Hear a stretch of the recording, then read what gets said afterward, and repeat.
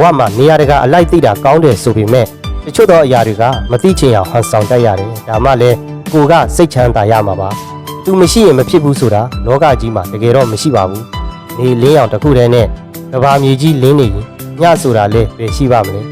ဘဝမှာနေရာတကာလိုက်ပြီးတွေးပေးနေရင်ကိုပဲစိတ်ပင်ပန်းလူပင်ပန်းရပါလိမ့်မယ်လွတ်ချတဲ့အရာတွေကိုလွတ်ချတတ်အောင်သင်ယူပါဆွဲထားသမျှပူလောင်နေရင်အဲ့ဒီရက်ဝန်းမှာကြာမနေပါနဲ့မလိုအပ်တော့ဘူးဆိုရင်တိတာစွာနဲ့ပြောင်းလဲတတ်တာလူတဘာဝပါပဲဒါကြောင့်တချို့သောအရာတွေကကိုယ့်ဘက်ကမှန်နေရင်တော့မငင်းပါနဲ့တိတ်ဆိတ်ခြင်းဟာပညာပဲမြင်တွေ့နေရင်တော့ကိုယ့်ဘက်ကမပြောဘဲနေရမယ့်အနေအထားမျိုးဆိုရင်မသိချင်အောင်ဆောင်ပေးလိုက်ပါတချို့သောလူတွေကစေတနာနဲ့တန်ဖိုးကိုနားလည်ကြတာမဟုတ်ဘူးဘဝမှာအများကြီးပေးလို့အများကြီးပြန်ရတာဆိုလို့မေတ္တာတရားပဲရှိတယ်ဒါပေမဲ့မေတ္တာနဲ့မထိုက်တန်တဲ့သူတွေကိုပေးမိတဲ့အခါ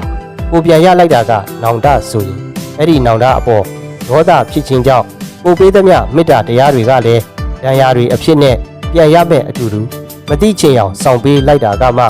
ကိုယ့်အတွက်ပိုပြီးစိတ်ချမ်းသာရပါတယ်ဒါဆင်နေသောစာပေချစ်သူတဦးတယောက်ချင်းစီတိုင်းကိုအထူးပဲကျေးဇူးတင်ပါတယ်ခင်ဗျာ